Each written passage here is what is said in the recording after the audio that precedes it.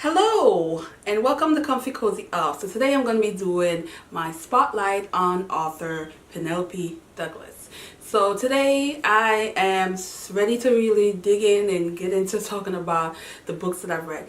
I was unfamiliar with Penelope Douglas, to be honest with you, which is weird because I do read a lot of romance novels and she is well known, but for whatever reason I did not. So this year I picked up my first book from her, which was Punk 57.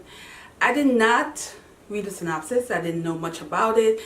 I do knew that it is a popular one and a lot of people enjoyed it. So when I picked the book up and I started reading, I thought, whoa, how old are these characters? Because I normally do not read romance novel where the characters are extremely young. Young as in under 21.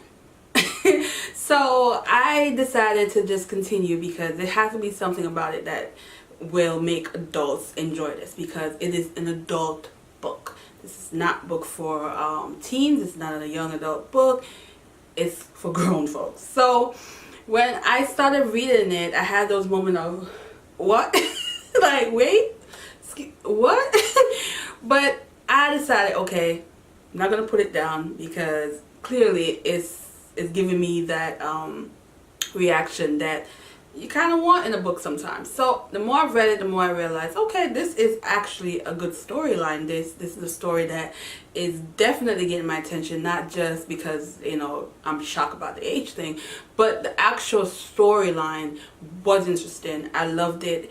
And also it had that old element to it, because how these two characters of this story, which is Misha and Rain, and they met through pen pal. So they have no idea what each other look like, but since they were little kids, so they got to about teenager, they were corresponding through pen pal, and till one discovered the other identity and decided not to disclose it. But by discovering the other identity, he realized that she wasn't who she said she was, in terms of her what she exposed to him, in terms of who she is. When she was around her friends, she was a completely different person.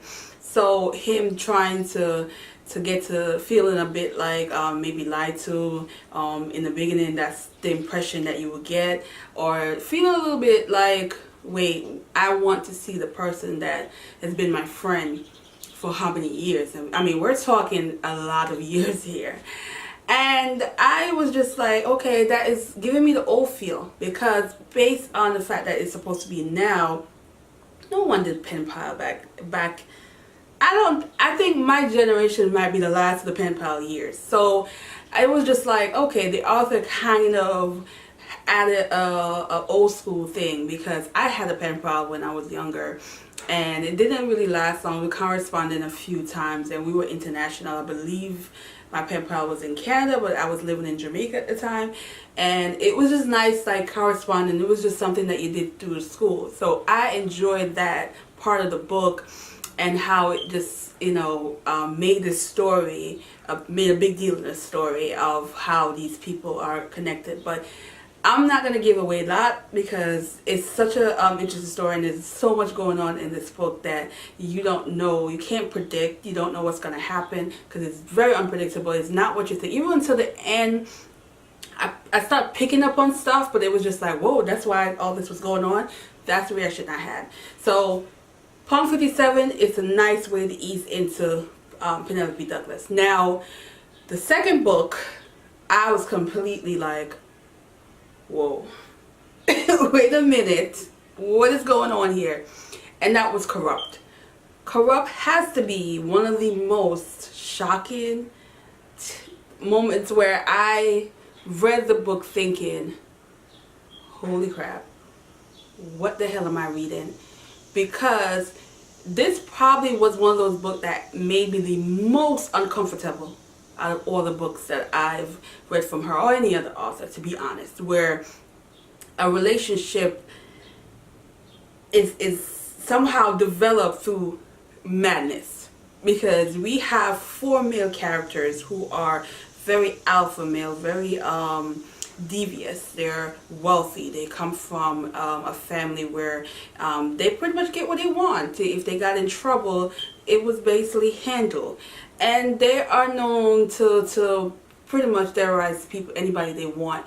Then you have this one girl who somewhat got into the crew and enjoyed one night of hell with the crew that she actually enjoyed, meaning hell in terms of the mischief they were doing that night in the town. And it didn't end well. So 3 years of the 4 men life essentially being ruined, and they thought it was her fault, came for revenge. But it was a way that they did it to her of seeking revenge. It's like you don't know what's going to happen, but there's like the writer will write certain things and you have this assumption of something terrible is about to happen, but it's not, but it didn't happen. So it's like she gets you to the cliff and you're like, oh my God, I'm going to fall over, and then she just yank you back in, where you're like, oh, that's not what's going to happen. But you're just thinking the worst because you're thinking of 4 aggressive men and this one girl who is described more of a little timid, and they're just literally terrorizing her. But somehow romance came out of it with one of the male character and the girl, and you're like, how the hell did she actually put romance in the hell zone of these men who are just the worst? But she did. And it's, you're reading it and there's a lot of shocking things that's happening, and you're just like, what am I reading? Why am I continue reading this? But you can't help it. You can't put the book down because you want to know what's going to happen. So this, I would think, is like, it's a dark romance, but it's more of a, I would think of a erotic thriller, a bit suspense in there. So it has everything that is interesting in what we call erotic thriller, but there's still that love element that they put in there. So it's hard to really put this book in one single category. It's just, you know, they basically describe it as dark romance, and I'm not familiar with dark romance in this kind of setting, but all I know is I was like, wow. And at first when I finished it, I was like, I really shouldn't like this book, because this is not a book I would just like tell a lot of people to read. I would not be like, go read this book. This book is for people who are very open-minded. This book is for people who are basically are daring, wants to read something that's out the box, something that's not common. So I was like, okay, what am I going to read? But I'm like, no, this is a book that's still, I still think about in terms of what was going on. So I feel like this is a strong book that she wrote. Then I decided I want to read part 2, which is Hideaway. And that was more popular with everyone because it didn't have that extra aggression that Corrupt had. It was a little bit more toned down in a sense in this one, because now, you know, they're united as a group and they don't have that tension going on against that one girl. But then you have a new girl that's introduced in the group, and she is that total opposite of the first girl in Corrupt. Very much kick-ass, very much will fight you, very much not afraid of anything. And, you know, so at that case, it's like a lot of people enjoy the second one more because you want that female character that off the bat comes off as like no nonsense, not playing with you, we're not playing that game kind of character. And that's what the second character was. However, for me, I still enjoy the first one more because how they were able to break her to where she was fighting back. She was standing up for herself. She still was a bit naive in terms of, she's a sweet girl. She hasn't really experienced a lot of rough stuff in her life, so she didn't really know how to be this person, compared to in Hideaway, where you have that female character who is you know, have a rough experience. So she's already like hard and very much able to come next, you know, with those guys coming for her, she's coming for them, that kind of personality that she has.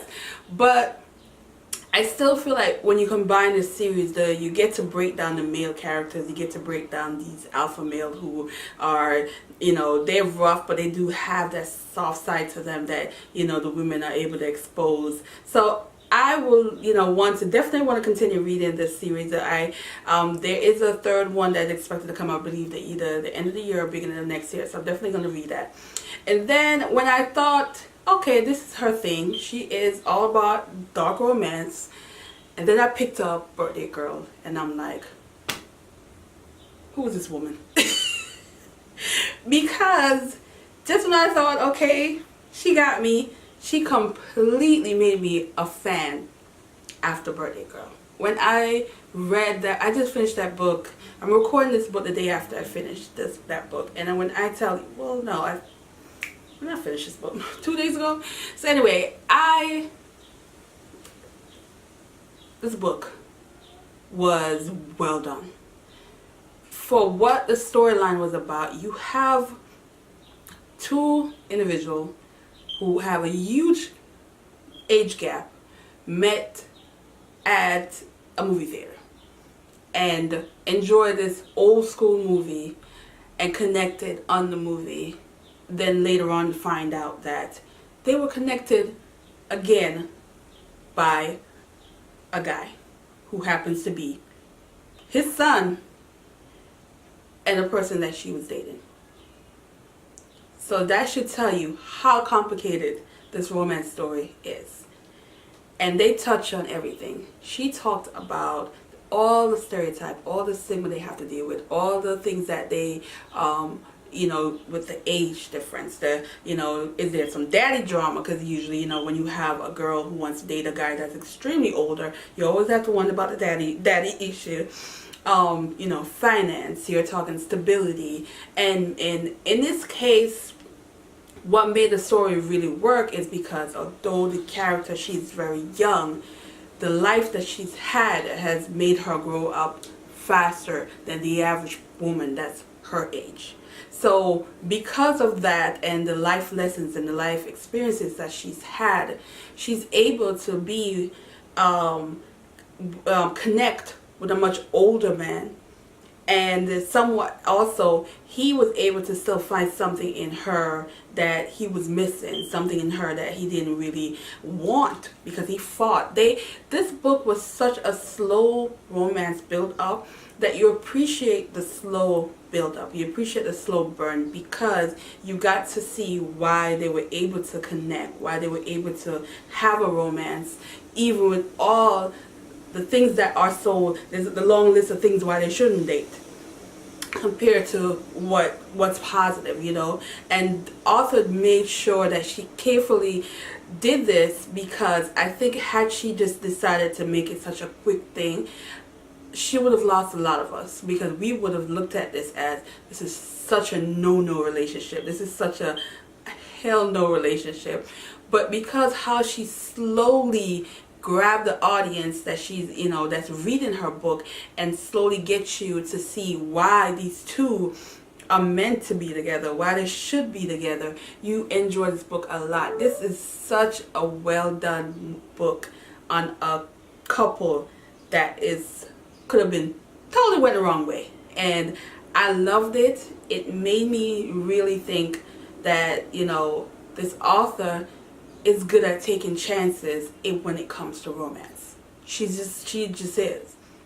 She's not the cookie author. She's definitely not for everybody. So I would never sit here and recommend her to the average romance reader who just likes the cookie sugar-coated kind of story, because she's not. She's nitty-gritty. She likes to get dirty with her character, and she wants you to explore romance in areas that aren't really talked about. We know as when we walk down the street or we know people, we wonder how the hell those two people got together. How did that happen? And she, to me, comes off as that author that talks about those kind of relationships that are not commonly acceptable, or people will have the side eye or the face when they think about those kind of relationship. But there's love there. It's not the love that we typically want to see. It's not the love that we might not want to to accept at times, but there's still love there, and there's a reason why those individuals fall in love. And she's that author that likes those kind of storylines, those kind of character development that she feels she can explore that still is realistic in some cases, because there are some relationships that are very not the mainstream, not common, and not really what we want to see, like I said. But you know, she is it. So love her. Her writing is great. She transitioned very well. She grabbed you your attention, and you know, for what I've experienced with her work, I hope it continues to grow up. I hope she continues to push the limit. Why not? You know, that's what makes you creative. Push the limit. Give us what we don't expect. You know, and you know, and she makes me really consistently want to read romance, because I know if I picked up one of her books, it's not going to be the typical tropes that you see in romance novel, because she's definitely out the box. So with that said, that's all I gotta say about Miss Penelope Douglas. And you know, go ahead and try it. She has so many books. There's so many books that I haven't read yet, because I didn't even go as far as I should. I think I went as the first book was maybe a 2015, but she has more, and she still also has some recent ones that's coming out. So there's so much to pick from. You just have to read the snuff, or go in blind, pick a book, go in blind, and see if she's the kind of author that you want to continue reading, because like I said, she's not for everybody. She's definitely not something that everybody's going to enjoy. But, you know, if you're looking for something completely out the box when it comes to romance, definitely pick up her one of her books. So with that said, thanks for watching, guys, and see you on another video. Bye.